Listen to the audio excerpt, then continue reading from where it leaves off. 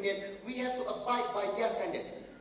Every Malaysian company must be ISO certified and must follow all of the certification requirements. Public finance reform, as well as public service delivery. In Malaysia, we're still having a lot of bureaucratic issues, but you can see this has changed tremendously. Narrowing of disparity among the different levels or different societal levels, as well as reducing the government's role in business. Government are there to govern, to facilitate economic development, not to be playing with economic development. And lastly, human capital development. Ladies and gentlemen, in our recent budget, 2011, and also for this year, we focus on reinvigorating the private investment as well as intensifying human capital and enhancing the quality of life as well as strengthening the public sector delivery. So there is a deliberate effort to transform the country. With K-based economy, we understand there are two critical success factors: technology and market-driven. And as I mentioned earlier, our vision for human capital-driven economy is to move the economy up the value chain, to raise the country's capacity for knowledge, creativity, and innovation, to address persistent socio-economic inequalities, to improve the standards and sustainability of quality of life, and to strengthen the institutional implementation capacity of the country. So you notice, ladies and gentlemen, all of this has to get that GIA, government, industry, academia integration. But it's not without challenge. We had this mapped out in terms of the long term and the short term, the balance between market and technology-driven innovation. So for the market-driven innovation, we aggressively pursue market-driven innovation to capture short to medium-term opportunities for value creation.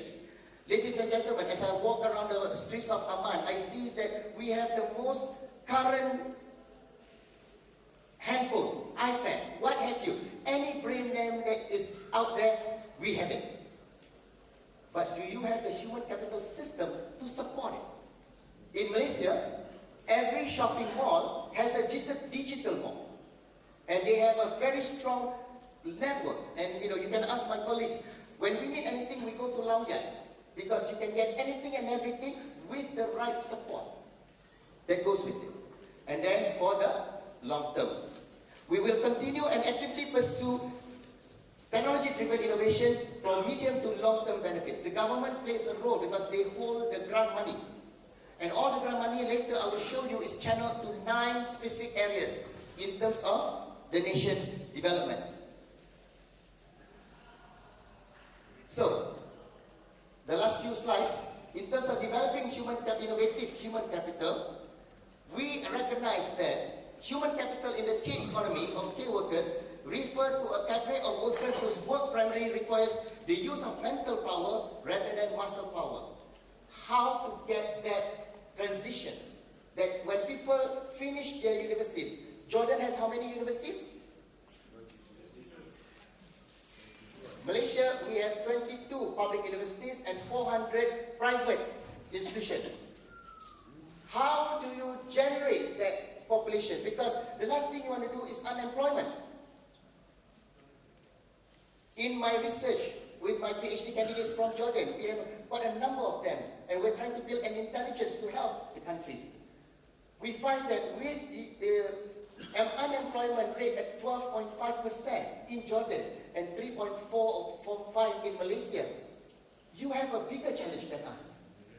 How do we change that? And we must make sure that every Jordanian, and in this case, what we did in Malaysia, every Malaysian has access to education, strong formal education, practice lifelong learning, or what we call learning how to learn, and continuous or lifelong learning, expertise and specialties, and the ability to work in a team. Case in point, remember when I was swimming in the Dead Sea and thinking about the bananas? I'm thinking, the people who are managing those banana farms in the Dead Sea area, are they just doing it as production capital or human capital? Will you get better grade, better resistant bananas in the future? That requires requires human capital. And the last few slides, ladies and gentlemen. Prof, you tried to show us a model. In Malaysia, this is our model, and I'm sharing this with you. You may want to develop your own model. Because when we talk about dynamic innovation framework using the IPO, or the input-output model, we find that innovation resources starts with your human input, your human capital. If you don't have your human capital, you cannot move into a K economy. Then we have your programs as well as the outcomes. And lastly, you need, as Prof mentioned just now, the networking, public to private transfer, cluster role model as institutional system. So you need to develop your own system on how to best manage your human capital. So with that, ladies and gentlemen, let me give you a rundown of what we went through and whether this is applicable to you. We started since 1957, and now we are at our 10th Malaysian Development Plan. Every 5 years, we change or we develop our Malaysian Development Plan. In the 6th Malaysian Plan, 1991 to 1995, it was still labor-driven. When it was still labor-driven, we instituted Human Resource Development Act. We made it mandatory for every employer in Malaysia, 1% of your profit will go towards training and development of your people, the people under company. And then that is kept in the Human Resource Development Fund, whereby it's a matching fund. You contribute 1 million, you get 1 million back from the government to develop your people. National Apprentice Scheme. We wanted to have that every student that is trained through the university system or the colleges system will get a chance to be placed in the industry as an apprentice, so that when they are ready to work, they can be selected. They are what we call ready to go. Lastly, one more minute. no problem. Inshallah. We made the transition from human resource development in the 8th Malaysian Plan and into human capital development in the 9th and the 10th Malaysian Plan. My message here is that we focus on the education system via improving the access to and quality of education. That's something that's critical in human capital development. And lastly, Mr. Chairman, let me just share with you what we found out, because we're not doing this alone. We found out that Korea did the same thing, and they were even more drastic, because they even transformed their ministries. Now, the 4 key initiatives, all of this focusing on the education system. Let me just highlight our challenges and then conclude. Our challenges, when we do it at the governmental level, we do it what we call multi-ministry approach. And you can understand the political and bureaucratic challenges that comes with trying to get all 35 ministries to work together towards one common goal. Industry, how to bring industry, the private industry, into the fold of sharing the responsibility to do training and also to get their people to be transfer skills and knowledge. And lastly, academia, national innovation model. So with that, let me just jump ahead and you can read the rest of this. The 9 priority areas, the 7 lessons learned. So with that, Mr. Chairman, the 7 lessons learned over the past 55 or 56 years. First, human capital development in K economy is integral strategy of a deliberate economic development plan of the country. It has to be top-driven. Second, major investment and reform in education system from early to higher education. Third, coordination and collaboration. Fourth, multi-ministry mobilization and facilitation. You cannot depend on just one ministry to do it. All ministries must do it. Industry, the K economy is pushed by the fiscal and regulatory incentives. And in academia, to create a culture of excellence in terms of research and teaching. And lastly, to inculcate performance culture in the government sector to support the innovation and the K economy led by the private sector. So with that, Mr. Chairman, I have shared with you all our initiatives in Malaysia and the economic transformation that leads toward innovation and human capital driven K economy. So I hope that in this knowledge sharing, you may find some relevance to what you're trying to do in the different Arab countries. Thank you, Mr. Chairman.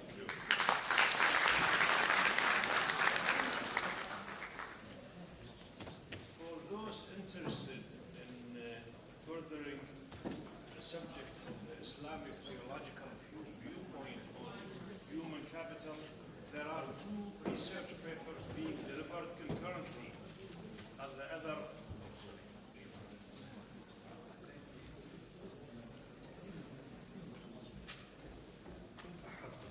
عند رئيس الجلسة. طيب ثانك يو شكرا. طيب في بحثين الآن تلقى في القاعة الثانية في مدرج المكتبة on the same topic, Islamic theological viewpoint on تنمية الرأس البشري, on the development of the human capital. Our third speaker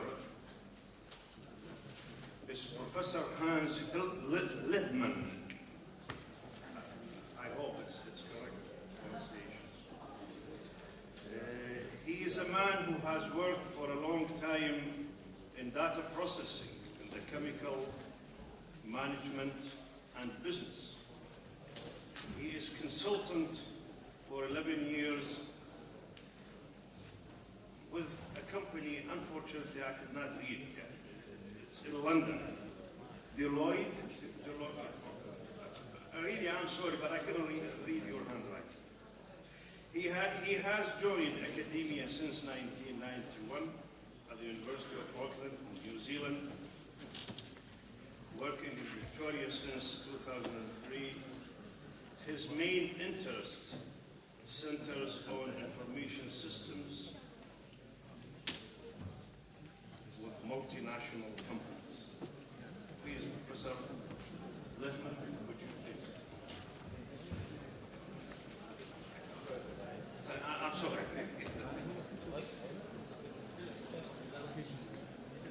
Again, I would like to remind you of the time constraint, please.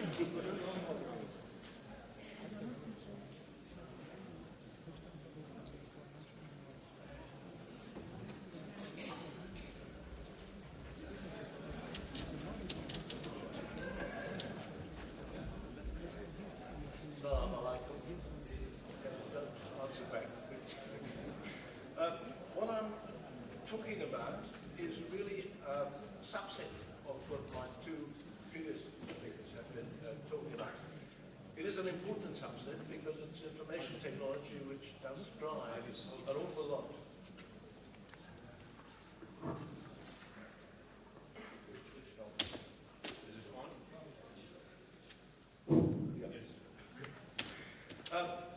The topic I'm talking about is information technology, which is only a subset of development of nations, but it is an increasingly important subset. And the problem that I'm addressing, that conundrum, is that we're not doing too well in actually using the technology. The technology itself is developing at a very rapid pace. As we all know, every year or so we get new smartphones, we get smaller, wider, thicker, lighter iPads. But there is an organization in the United States that collects statistics on the success of information systems projects. Information systems is the application of this information technology in business, industry, and also in the public service. And the statistics are very disappointing. Up to now, it looks like about only a third of the projects that we start finish successfully. Another third finish, but having double, treble, or even more multiplied the original budget and have not delivered everything they promised at the outset. And a full third of those projects never finishes at all. Money is written off, and really the whole exercise needs to be repeated. So what I'm talking about is the problem that we have with the inbuilt complexity of information systems. So I start off by saying, well, information technology is not what information systems is all about, and define what an information system is. I then go on to talk about the connection between the suppliers of information systems and the users of information systems. I then talk about what it is that makes an information system a successful information system, and talk about user acceptance. That acceptance has to do with how successfully we can conquer the complexity in some information systems. And I'll give a little example of the country I live in New Zealand. And then, from my own research, some pointers on how we can reduce that complexity and make sure that information systems that we very badly need to drive that development that my predecessors have talked about, how we can make those a little bit better.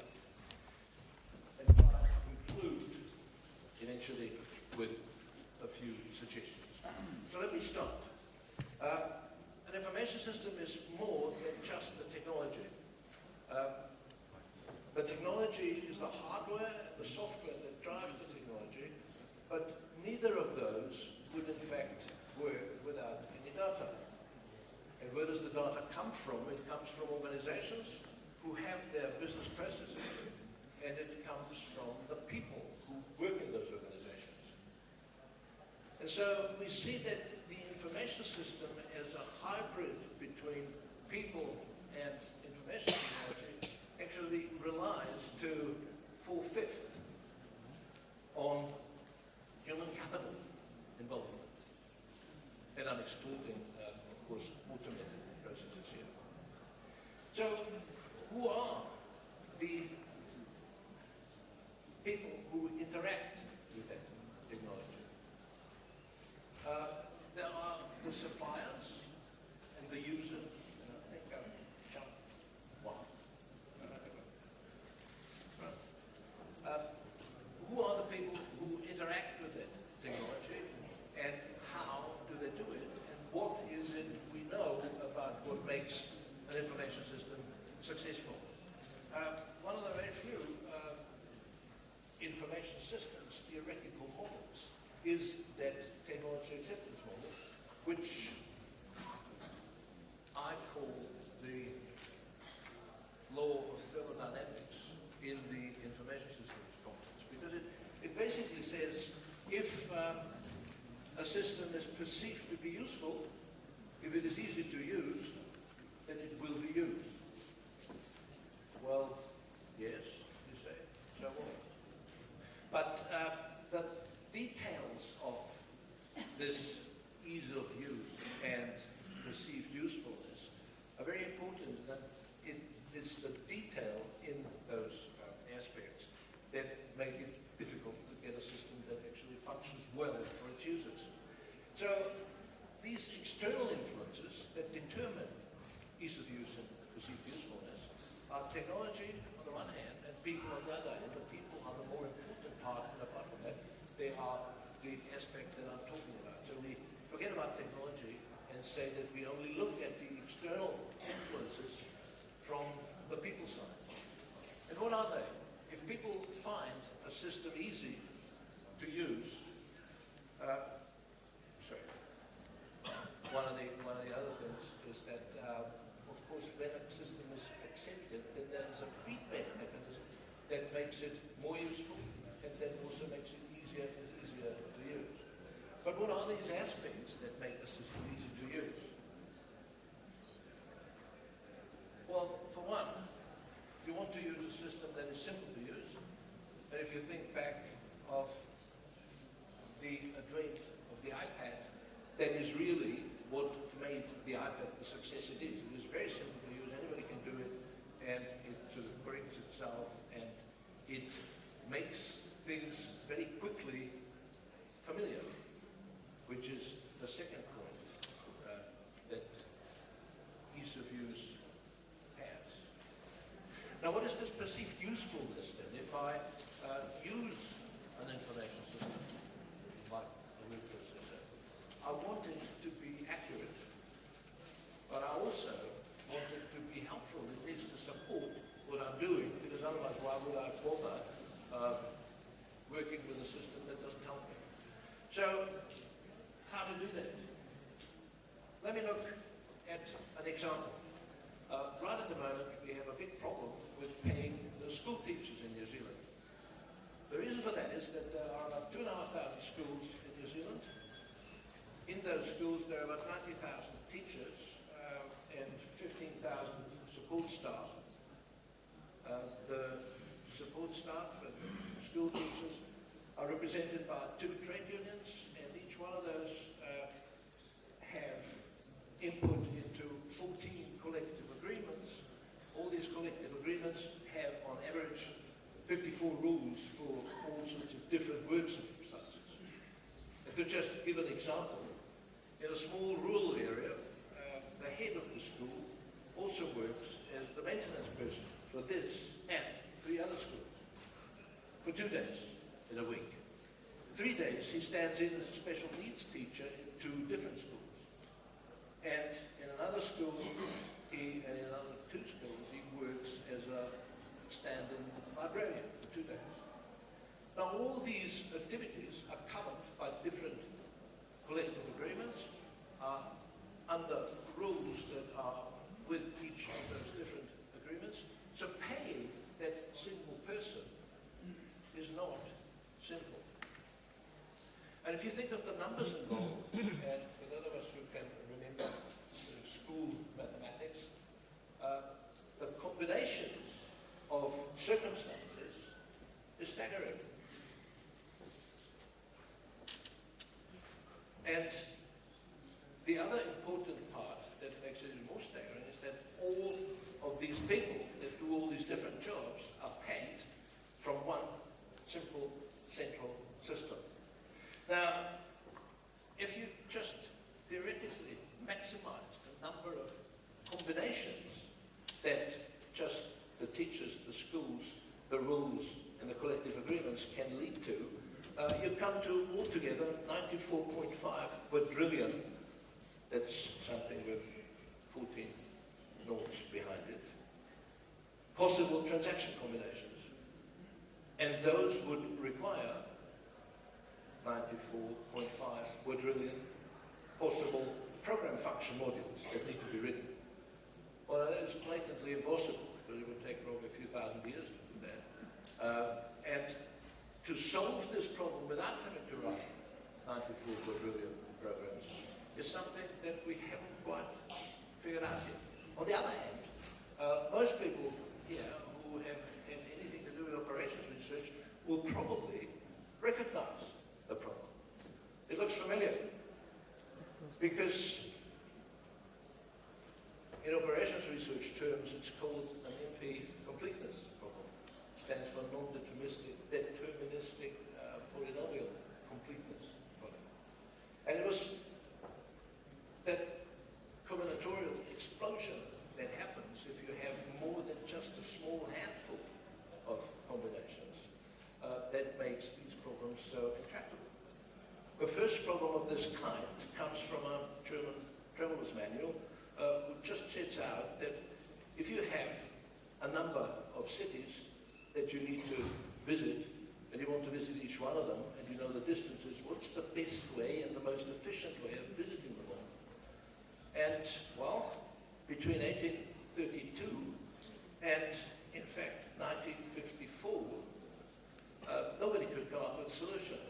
And in 1954, the Rand Corporation in America actually put a price on the head of that problem and said, we want a solution. Well, that solution still took 20 years to come, and it took a set of thinking way outside the original problem that found that solution. It was using a set of inequalities to break that traveling salesman problem. Now, problems of this kind are now called complexity problems and complex problems. And how do we deal with them? What is it? Well, it's a system that's composed of a group of subsystems that we can't really fully understand. And this intricate relationship that we can't fully understand makes these systems so difficult to deal with. Complexity, it says, is a property of real-world system that manifests itself in the inability to deal with it, basically. So one picture that is mostly drawn comes from nature, and it looks at different little unpredictable elements forming bigger ones, eventually forming a system that in itself is then really impossible to predict. Well, how do we deal with it? There are now mathematical ways of dealing with it, complexity theory, chaos theory, that try to instill order into a complex system. And information systems are of that ilk.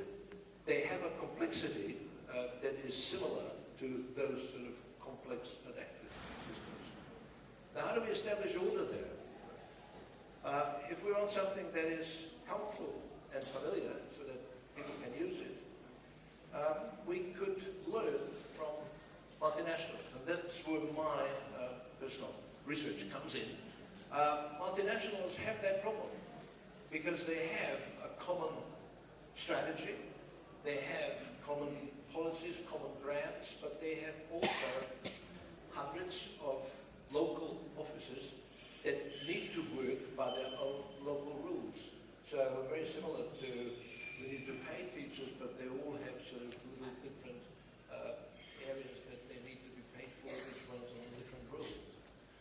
Well, the way multinationals can deal with that and have dealt with it is to split any information system into a core and local requirements, and then structure the information system so that there is a set of programs which is common to parts of all the local systems, and that allows you to build this system sequentially and allows you to add local complications as required. So it's adaptive and additive. In terms of a general rule is that we want to have an architecture of information systems that always recognizes a common part and then the special circumstances that that common part has to deal with. And there can be more than one common function, but that split, that conceptual split of common and special is something that will allow us to break down that complexity.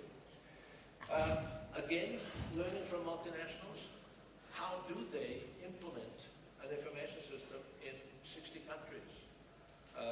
The way of doing it one after the other doesn't work, because by the time we've reached the 60th country, all the requirements for this information system have changed and we can start from again. So they do it differently. They say we start off with one pilot, implement the system there, where it means we can correct all the problems with the system, and then work upwards to ever more implementations until we eventually have implemented the whole system. Well, we can do that by developing a system as well. Instead of having different sites that we implement the system, we just look at different circumstances, isolate those, and implement them one after the other. At the same time, integrating these special systems and distilling out the common concepts out of them as we go along. Now, this was probably a lot more detailed than I should have used in a keynote.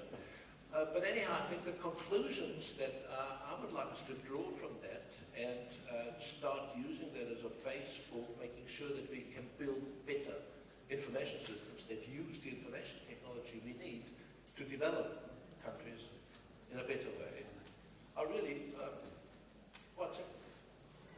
I think we don't need mathematics for information systems problems like those that I've just what we need to do is be aware and tap into the ingenuity that the human capital that works with information systems already has. By doing things like dividing and conquering, decomposing complex requirements, and saying rather than tackle it all at once, we tackle it step by step, and from those steps we distill the common functionality. Also, doing it in small steps, we reduce the consequences of mistakes that inevitably happen at the beginning. We can learn from it, and we can develop in an additive sequence of little pilot sites that we can then link together more easily. We do need to make sure, though, that we don't make things simpler than they need to be. And I'll leave you with that thought. Thank you.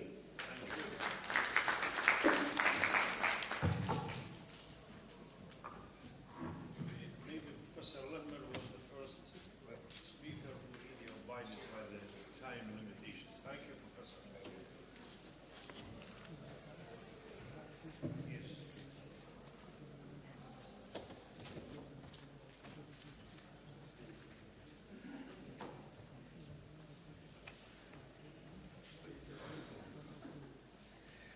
Thank you, Professor Lehman. Thank you for abiding by the time limits. Hoping the others will do the same. We have heard about different experiences and experiments. One was regarding the outward in general. The second was about Malaysia. The third was about New Zealand, and I think with some touches on Australia. Now, I hope we will hear something about a British experiment with the human capital from Professor Peter Appel.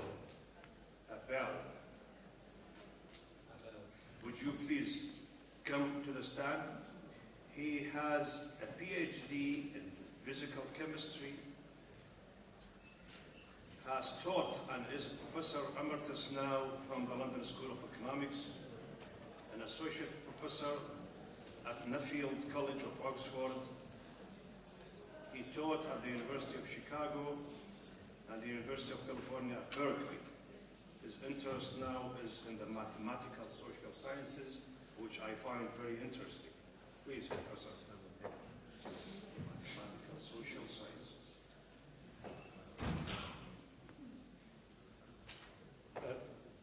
Thank you, Chairman. And first of all, thank you for the invitation to address this conference. I'm glad you're here. How do I change? Okay, I'm on the left-hand side here. On the right-hand side. My title is Social Capital and Sustained Competitive Advantage. I originally thought I had about 3/4 of an hour to speak, so obviously I'm going to have to try and curtail what I have to say. The presentation is completely non-formal, although it covers a series of quite formal models. Sustained competitive advantage is indeed the central concept in management theory. Indeed, there is copious evidence that suggests, if you look at the time series of performance of companies in all OECD countries, I don't know about countries in this part of the world, that there are companies that do better than the average in the sector that they're operating over a sustained period of time. In fact, they do that over a longer period than you would expect, purely by random fluctuations. So it's a key question.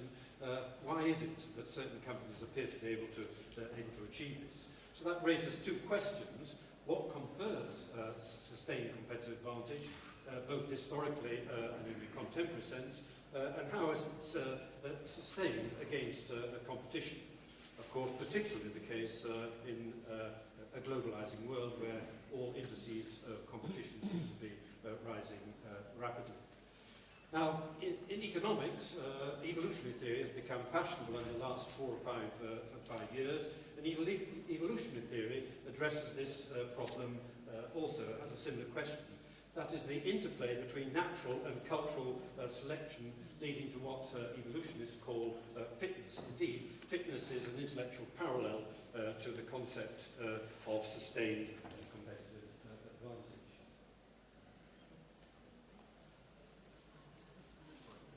Why is that changing?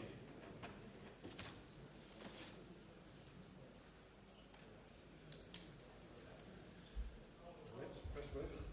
Oh, that's it's on the right hand side. I'm sorry, I'm not used to this thing.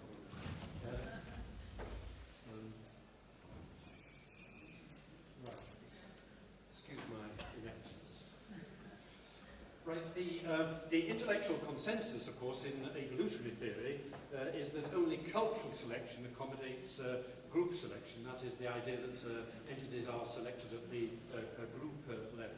That can't operate at natural selection. Of course, the famous expression of that is the debate about genetic determination in the selfish gene. So how group selection confers SCA becomes a central issue.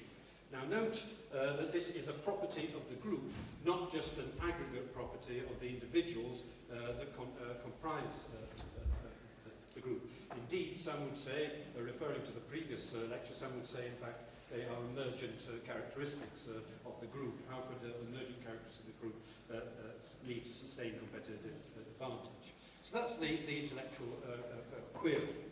The intuition about SUA. Well, sustainability is conferred by innovative assets that are difficult to copy and emulate by competitors. If you do something that's easily emulated by your competitors, clearly you're not going to sustain your competitive advantage. You'll have it for a short period of time. And what one is looking for is indeed sustained competitive advantage. The diffusion of many assets in the marketplace is rapid despite patents. Most patents lose their grip over a period on the average of about 7 or 8 years. So it isn't just a matter of patenting something, or that might make a contribution. The sustainable assets are rarely, in fact, one big thing, but rather a set of complementary assets. One big thing could be easily copied and replicated. British Air was introduced sleeping beds in their planes. Within a month, the competitors have got them. So what you're looking for is not one big thing. If there is a big thing to do, of course you've got to do it. What you're looking for is a set of complementary assets that, in fact, are difficult, that come together and that are difficult to copy. We in the economics profession would think of that in terms of Douglas production function. Now, taking a long-term historical view on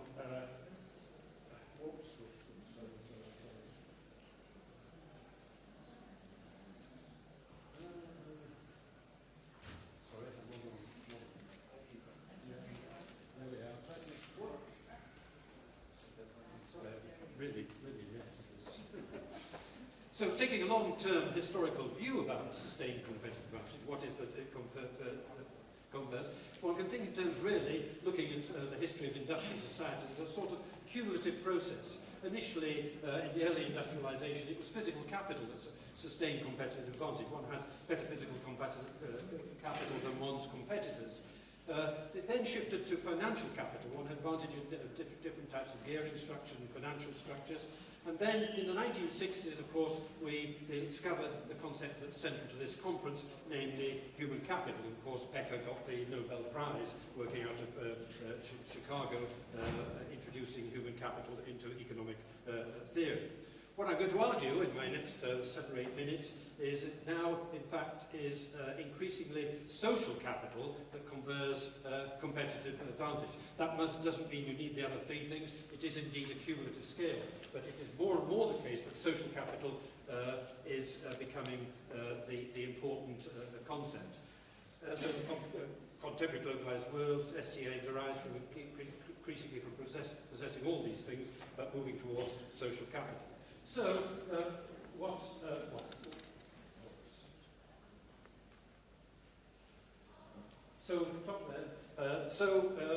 is social capital? Now, there's a lot of loose talk about social capital, and some of you might have heard of Putnam's books or even read them. Now, these, of course, are very popular books, but from an analytical social scientist point of view, they're not particularly compelling. Social capital is indeed a property of a network of individuals' interactions, which, for the cases of today's presentation, optimizes rates of innovation. So it's the network that matters. And it optimizes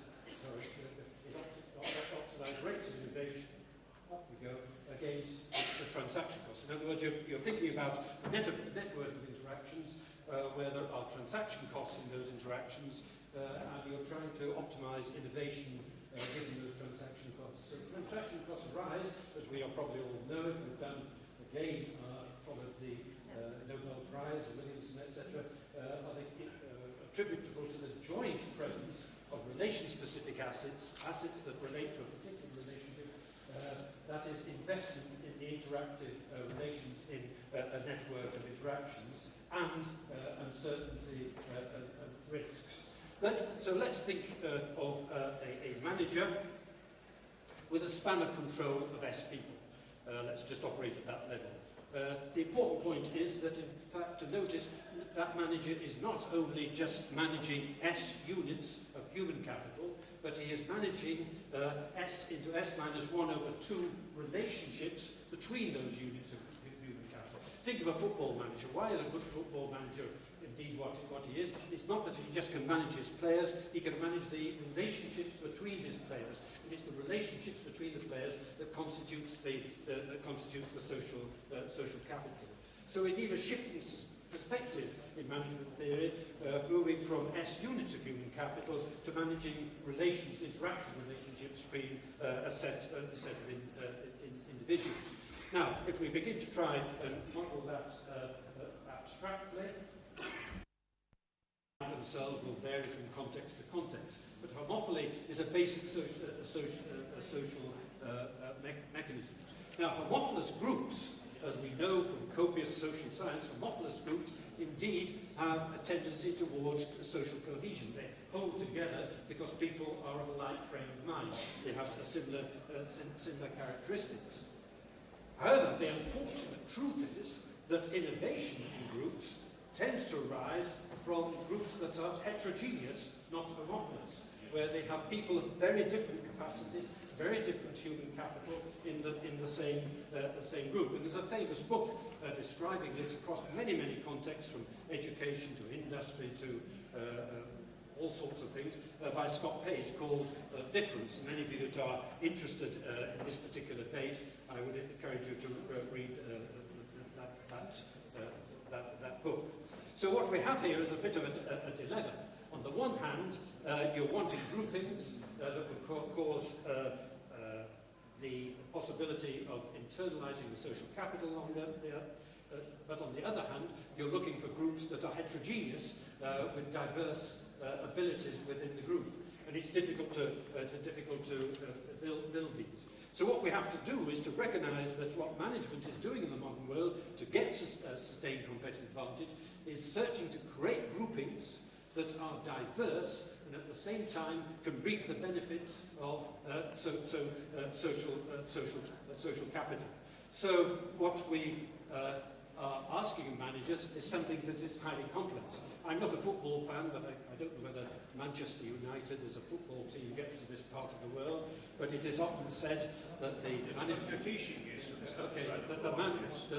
manages that team. Indeed, what does he do? He has star players. Indeed, he has very good human capital, but he adds something to that. He adds to that building a network of interactive relationships that makes it into a team, not just an aggregate of individuals. It makes it something that transcends the aggregate individuals. And that's the important thing, to build in that sort of direction. It takes a fundamental different change of mindset for a manager to operate in that way, but increasingly, if my argument is correct, managers will have to think in that sort of way. They, of course, have to build the human capital in their organisation. If they don't do